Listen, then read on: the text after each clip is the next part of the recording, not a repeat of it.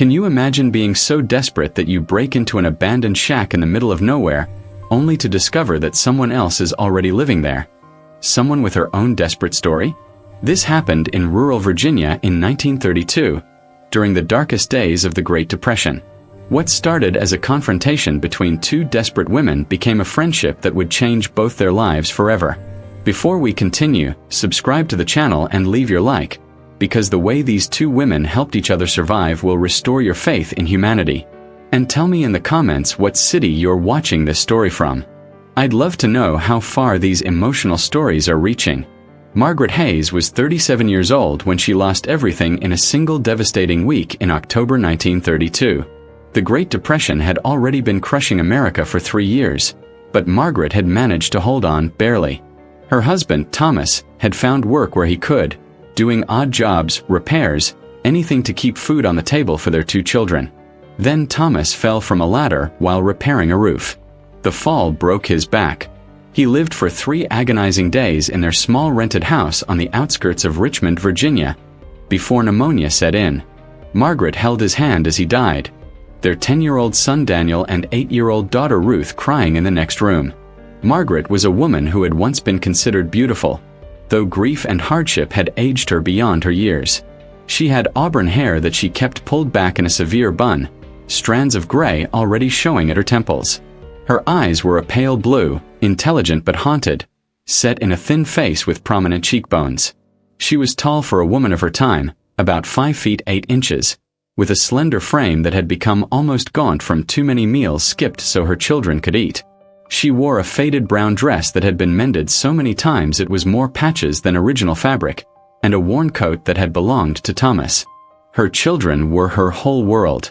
Daniel was a serious boy with his father's dark hair and eyes, trying desperately to be the man of the family at 10 years old. He'd already been doing whatever work he could find, running errands, selling newspapers, shining shoes.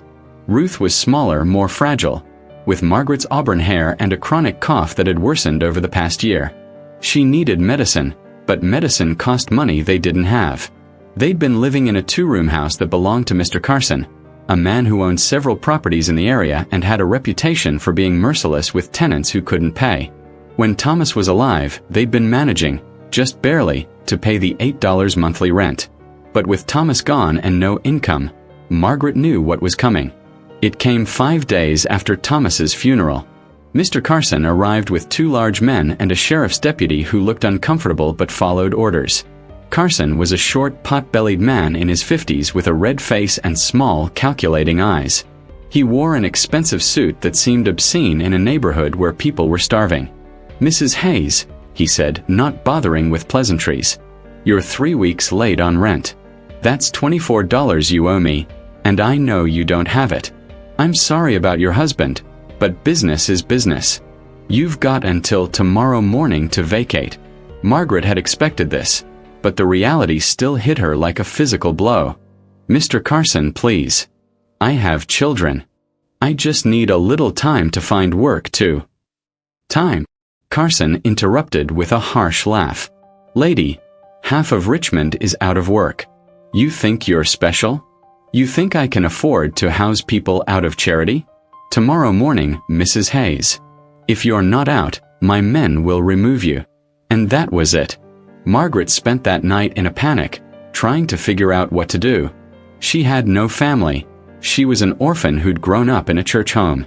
Thomas's family had disowned him when he married her, considering her beneath their station. She'd already tried every church, every charity, every relief agency. They were all overwhelmed, with waiting lists months long. By dawn, she'd made a desperate decision. She'd heard rumors of abandoned places in the countryside outside Richmond, places where desperate people sometimes squatted.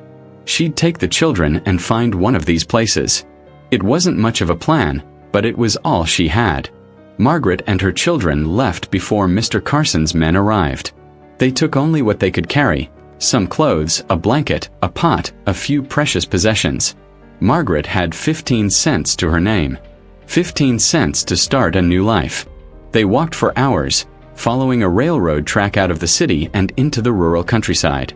It was late October, and the air was cold enough that their breath came out in clouds. Ruth's cough got worse as they walked, each hack sounding more painful. Daniel tried to be brave, but Margaret could see the fear in his eyes. "Where are we going, Mama?" Ruth asked for the third time. "Somewhere safe," Margaret answered, hoping it was true. "Somewhere we can rest and figure things out." By late afternoon, exhausted and with nowhere else to go, they found it. Set back from the road, hidden by overgrown vegetation, was an old shack. It had clearly been abandoned for years. The wood was weathered gray, one window was broken, and the porch sagged dangerously. But it had 4 walls and a roof, which was more than they had. "Wait here," Margaret told the children. She approached the shack cautiously, listening for any sounds of occupancy. Hearing nothing, she pushed open the door, which hung crooked on broken hinges. The interior was dim and musty. One room, maybe 15 feet square, with a dirt floor. There was a broken chair in one corner, some old newspapers scattered about, and a rusty wood stove that looked like it might still work. It was miserable, but it was shelter. "All right," Margaret called to her children. "Come on. We'll stay here tonight, get some rest, and tomorrow we'll figure out." She froze. There was a sound from the corner she hadn't checked, a small sound like a whimper. Margaret spun around, heart racing, and saw what she'd missed in the dim light. There was someone huddled in the darkest corner, partially hidden by an old crate. A young woman, maybe 20 years old, thin as a rail, with wild dark hair and terrified eyes. And in her arms, 2 tiny babies, maybe 6 months old, wrapped in a ragged blanket. For a long moment, the 2 women just stared at each other, both frozen in shock and fear. Then the young woman spoke, her voice hoarse and defensive. "This is my place. I was here first. You need to leave." Margaret should have left. That would have been the safe, reasonable thing to do. But she looked at those 2 tiny babies, saw how thin the young woman was, how desperate her eyes looked, and something in her broke. "I'm sorry," Margaret said quietly. "I didn't know anyone was here. But please, my children and we have nowhere else to go. We were evicted this morning. My husband died last week. I'm not here to take anything from you. We just need shelter for the night. Please." The young woman's defensive posture softened slightly. She looked at Daniel and Ruth, who were peeking around their mother, and something shifted in her expression. "Your husband died?" she asked. Margaret nodded, not trusting her voice. The young woman was quiet for a long moment. Then she said, "My husband's gone too. Left me when he found out I was having twins. Said he didn't sign up for that. That was 7 months ago." She gestured weakly to the space. "I've been here for 3 months. It's not much, but it's..." She trailed off, then added, "There's room for 5, I guess, if we squeeze." And that's how Margaret Hayes and Sarah Mitchell met. 2 desperate women, for children between them, all living in an abandoned shack with winter coming. Over that first night they shared their stories. Sarah was only 19, though she looked older from hardship. She'd grown up in an orphanage in Richmond, same as Margaret. They'd actually overlapped for a year when Margaret was leaving and Sarah was arriving, though neither remembered the other.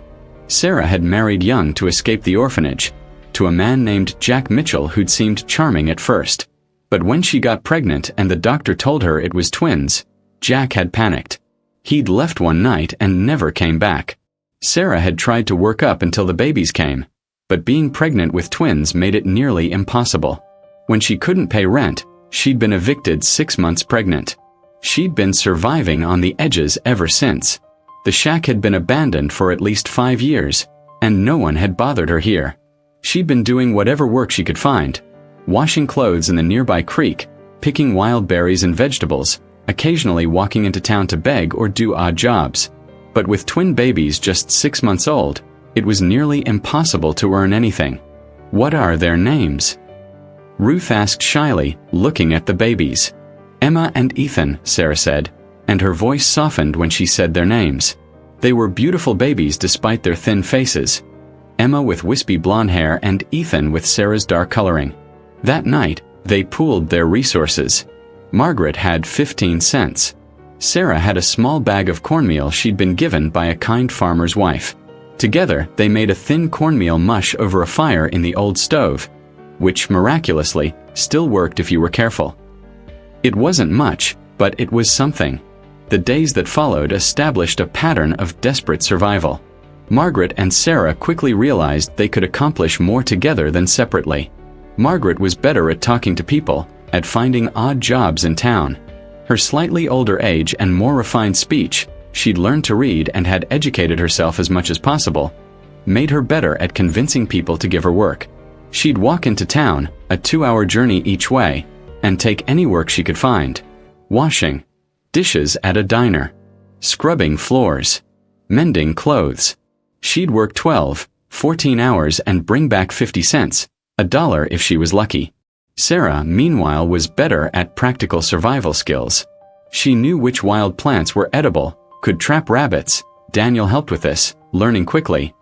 Knew how to make the most of almost nothing. While Margaret worked in town, Sarah watched all 4 children, foraged for food, kept the stove going, and maintained their shelter as best she could. They took turns with the one blanket they had, making sure the children were always covered. They shared the few clothes they had, washing and mending constantly. They made soup from bones they scavenged behind the butcher shop, stretched it with wild onions and potatoes Sarah dug up from abandoned farms. It was barely survival, but it was survival. And more than that, they had each other. Daniel and Ruth took to the babies immediately. Daniel, who'd been trying so hard to be a man at 10 years old, became gentle and playful with Emma and Ethan. Ruth, despite her cough, loved holding Emma and singing to her in a thin, sweet voice. The 6 of them became a makeshift family in that miserable shack. But winter was coming, and they all knew what that meant. The shack was barely holding together. The walls had gaps that let in wind. The roof leaked in 3 places. The stove worked, but they had almost no wood and no money to buy coal. And Ruth's cough was getting worse. One night in early November, after the children were asleep, Margaret and Sarah sat by the dying fire, both lost in worried thoughts. "We're not going to make it through winter here," Sarah said quietly. It wasn't a question. "I know," Margaret admitted. "Ruth needs medicine for her cough. The babies need better nutrition. Daniel's growing so thin. And when the real cold comes..." She didn't finish the sentence. They both knew. "There has to be something we can do," Sarah said. "Some way to make enough money to at least rent a real place, get the children somewhere warm." Margaret had been thinking about this constantly. And she'd had an idea, but it was risky. Very risky. "There is something," she said slowly. "But you're not going to like it." Margaret's idea was this. There was a factory in Richmond that made textiles. She'd heard they were hiring, desperate for workers because so many men had gone west looking for work. But they wouldn't hire a woman with children. Too unreliable, they said. And they certainly wouldn't hire 2 women with 4 children between them. But they might hire 2 women if those women appeared to be single and childless. "We could take turns," Margaret explained. "One of us works at the factory. They need people for the night shift, which pays better. The other stays here with all 4 children. We could make enough in a month, maybe 2, to rent a real place. Get the children somewhere warm before the worst of winter hits." "But the children," Sarah protested. "They're so young. Emma and Ethan need me." "And they need you alive," Margaret said gently but firmly. "Sarah, look at them. Really look. They're not getting enough to eat. None of our children are. This shack is falling apart. If we don't do something drastic, we're going to lose them. Maybe not today, maybe not next week, but when that winter storm comes, when Ruth's cough turns to pneumonia, when the babies get sick from the cold." She didn't finish. She didn't have to. Sarah was quiet for a long time. Then she said, "You should be the one to work. You're better with people. You can hide that you have children more easily. I'll stay here with all of them." "Are you sure?" Margaret asked. "It means being alone with 4 children in the shack, sometimes for days at a time if the weather's bad." "I'm sure," Sarah said. "Besides, you got Daniel. He's 10. He can help me with the little ones. We'll manage." And so they did it. Margaret walked into Richmond the next day and presented herself at the textile factory as a widow with no children, desperate for work. The foreman, a hard-faced man named Sullivan, looked her up and down skeptically. "You don't look strong enough for factory work," he said. "I'm stronger than I look," Margaret replied. "And I'm willing to work the night shift, which I understand pays 20 cents an hour." That got his attention. Most people avoided night shift. 10-hour shifts, 6 days a week. You miss a day, you're fired. You show up drunk, you're fired. You can't keep pace with the line, you're fired. Understood. Understood. You start tomorrow night. Don't be late. The work was brutal. Margaret had never experienced anything like it. The factory was hot and loud, filled with massive machines that never stopped. She worked on the spinning line, feeding raw cotton into machines that spun it into thread. It required constant attention, fast hands, and the ability to stand for 10 hours straight. The first night, her hands bled from the rough cotton. The second night, she nearly collapsed from exhaustion. But she kept going because $60 a month, minus the days she missed when she was too exhausted or when weather made the 4-hour round trip impossible, was more money than she'd seen in years. Meanwhile, back at the shack, Sarah held things together with Daniel's help. The boy proved invaluable. He could fetch water, gather firewood, help with the babies, watch Ruth while Sarah foraged for food. Sarah taught him everything she knew about survival: which berries were safe, how to set snares for rabbits, how to find wild onions and cattail roots. Ruth, despite her cough, helped too. She'd rock Emma and Ethan when they cried, sing to them in her sweet voice, help Sarah patch the walls with mud and grass to keep out the wind. The 6 of them developed a rhythm. Margaret would work 3 or 4 nights a week, sleep at the factory. There was a small room where workers could nap between shifts, then make the long walk back to the shack with whatever money she'd earned and whatever food she could buy. It was working. Barely, desperately, but working. By mid-December, they'd saved $32. It was hidden in a tin can buried under a stone near the shack. Their precious nest egg, their ticket to survival. They calculated they needed at least $60 to have first month's rent and a small buffer for food and medicine. So they kept going, kept grinding, kept surviving. And then everything changed. It happened on a bitterly cold night in mid-December. Margaret had been at the factory for 3 days straight, unable to make the journey home because of ice storms. She was exhausted, worried sick about the children, and counting the minutes until her shift ended so she could get back to them. She was operating her machine, half asleep on her feet, when she heard a commotion down the line. Foreman Sullivan was arguing with someone, his voice angry. "I don't care if you're the owner's nephew," Sullivan was shouting. "You can't just walk around the factory floor during operations. It's dangerous and it's against regulations." The other voice was younger, calmer. "I'm not just walking around, Sullivan. I'm conducting a safety inspection. My uncle asked me to evaluate working conditions. And I have to say, what I'm seeing is appalling." Margaret glanced over and saw a young man, maybe 30 years old, dressed in a fine suit that seemed absurdly out of place in the grimy factory. He had dark hair, glasses, and an expression of barely contained anger as he looked around at the working conditions. "These people are working in dangerous conditions," the young man continued. "The machinery isn't properly guarded, there's no ventilation, the heat is excessive, and I can see at least 3 workers who look like they're about to collapse from exhaustion. When was the last time anyone inspected this place?" "Listen, Mr. Price," Sullivan said, his voice lower but still hostile. "Your uncle may own this factory, but I run it. And I run it the way that makes money. These people are lucky to have jobs. If they don't like the conditions, they can leave." "They can't leave and you know it," Price shot back. "They're desperate, and you're exploiting that desperation. Well, things are going to change. I'm recommending immediate improvements and—" He stopped mid-sentence, looking directly at Margaret. She tried to look away to keep working, but he was already walking toward her. "You," he said. "What's your name?" "Margaret Hayes, sir," she said quietly, not stopping her work. "When was your last break?" Margaret hesitated. The truth was she hadn't had a proper break in 8 hours, but admitting that might get her fired. I don't remember, sir." She had a break 4 hours ago, Sullivan interjected quickly. Everyone gets proper breaks here. Price looked at Sullivan with contempt, then back at Margaret. Is that true? Margaret looked at Sullivan's warning glare, then at this young man who seemed genuinely concerned, and made a decision. No, sir. It's not true. We get one 10-minute break per shift if we're lucky. Sullivan's face went purple. Hayes, you're fired. Price finished. No, she's not. In fact, Sullivan, you're suspended, effective immediately, pending a full investigation into working conditions here. I'll be running this factory until my uncle and I have a serious conversation about how he's treating his workers. That night, after the shift ended, William Price asked Margaret to stay behind.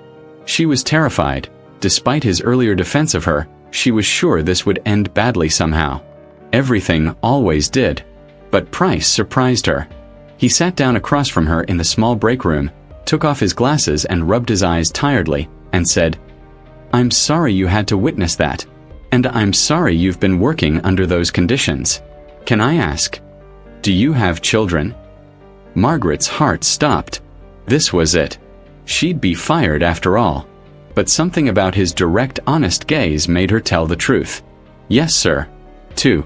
A son 10 years old and a daughter 8. And you're working night shift? Who's watching them?" Margaret hesitated, then figured she had nothing left to lose. A friend. Another woman in a similar situation. We're living in an abandoned shack outside town. We pool our resources. I work, she watches all the children, hers and mine. We're trying to save enough money to rent a real place before winter gets too bad. She expected judgment, pity, or dismissal. Instead, Price just nodded slowly. "How much do you have saved?" $32, sir. "And how much do you need?" "We figured 60 would be enough for first month's rent and a small cushion." Price was quiet for a moment. Then he pulled out his wallet and counted out bills. "Here's $50. That should get you to your goal." Margaret stared at the money in shock. "Sir, I can't accept charity. We're not beggars."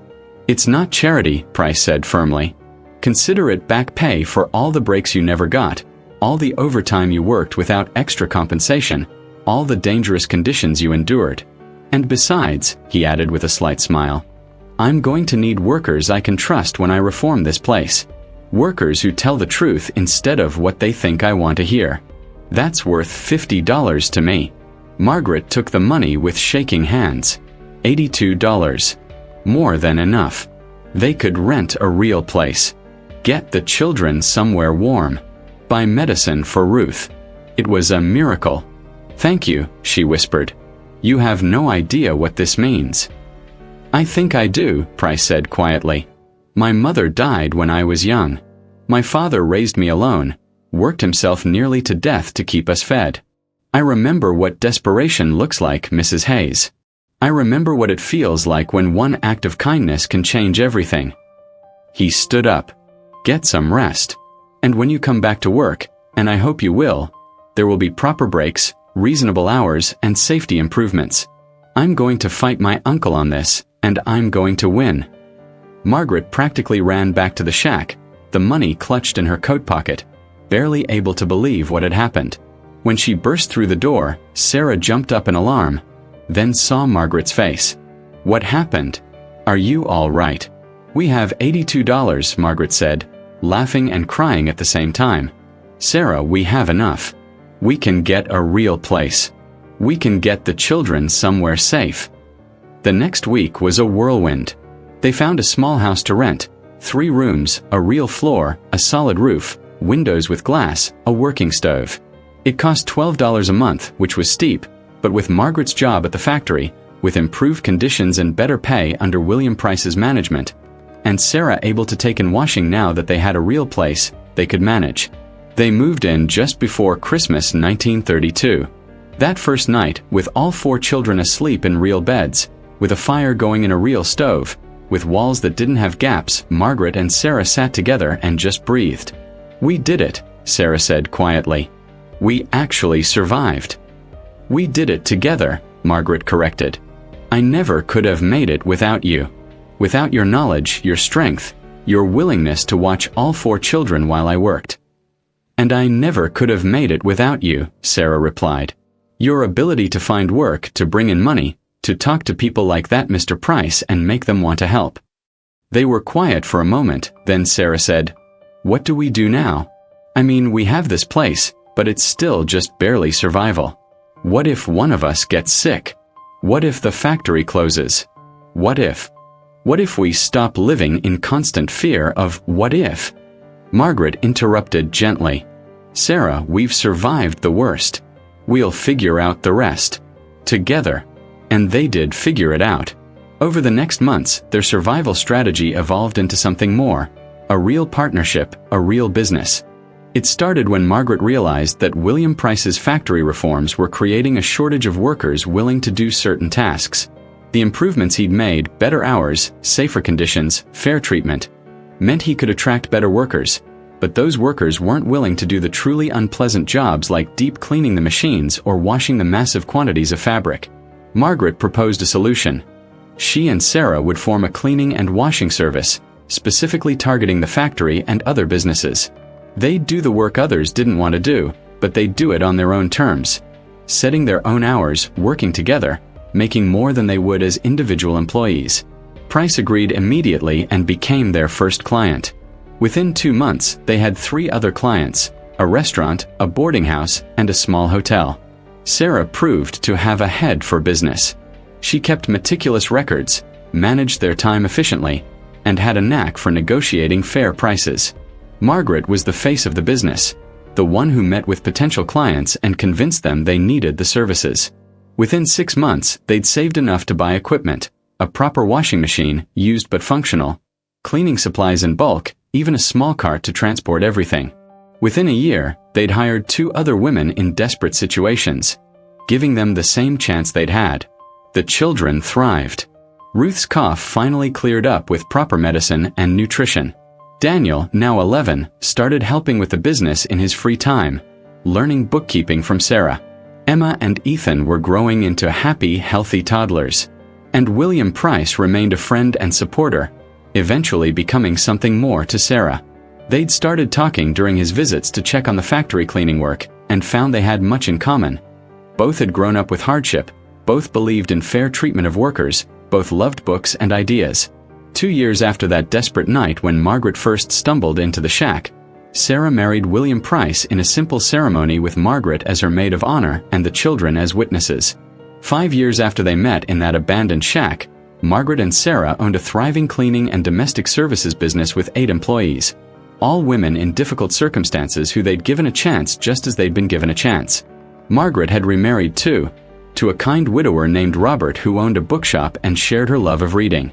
Daniel was 16 now, working part-time at the bookshop and planning to go to college.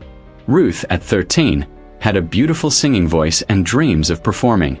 Emma and Ethan, now 5 years old, were bright, healthy children who had no memory of those desperate first months in the shack. On the 5th anniversary of the day they met, Margaret and Sarah took an afternoon off and drove out to where the old shack had been. It had finally collapsed completely the previous winter. Just a pile of rotting wood now. "Can you believe that's where we lived?"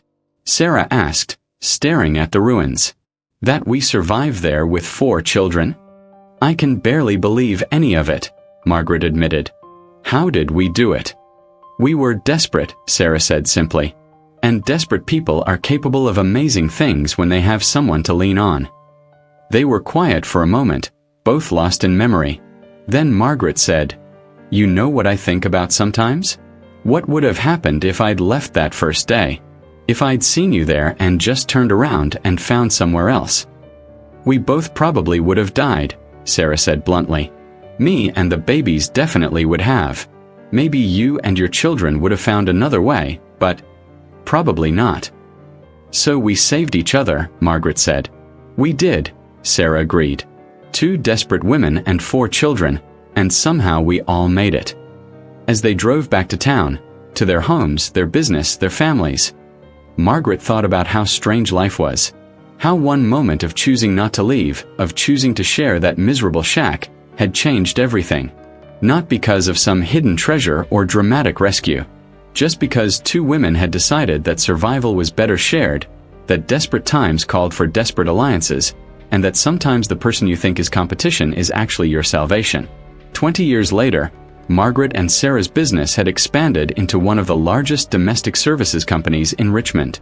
They employed over 50 people, mostly women who'd been in desperate situations, and had a reputation for fair treatment, good wages, and giving second chances. The children had all grown and thrived.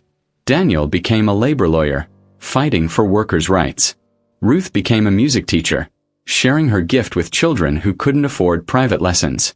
Emma became a social worker, and Ethan a businessman who ran the family company with the same values his mother and Margaret had established. But what Margaret and Sarah were most proud of wasn't the business success or even their children's achievements. It was the Shack Fund. They'd established a private fund that paid first month's rent and basic necessities for women with children in desperate situations. No questions asked, no strings attached. Just a hand up when it was needed most. Every woman who received help was told the story of two desperate women who'd met in an abandoned shack, who'd chosen cooperation over competition, who'd survived together and built something lasting. And every woman was told, if you make it through this, if you get back on your feet, pass it on. Help another woman who's where you were. That's how we change things. One desperate woman helping another. Hundreds of women over the years received help from the Shack Fund. And many of them did pass it on, creating a web of support that spread across Virginia and beyond. Margaret passed away in 1958 at the age of 63, surrounded by her family and with Sarah holding her hand. Her last words were, "We did good, didn't we?" "We did great," Sarah replied. And they had. Two desperate women in a shack had created something that outlived them both. Proof that when people choose cooperation and kindness over competition and fear, even the most desperate circumstances can transform into something beautiful. So, what did you think of this story? Would you have been able to share that shack with a stranger and her children? Or would fear and desperation have driven you away? Leave your opinion in the comments. I read them all and love to know what you think. If you enjoyed this emotional story, don't forget to subscribe to the channel and turn on notifications so you don't miss any new videos. Every week there are incredible stories like this one waiting for you here. And look, get your heart ready, because the next video I'm going to recommend is even more surprising. Click on the screen now and continue this journey of stories that touch the soul. See you next time, and may God bless you all.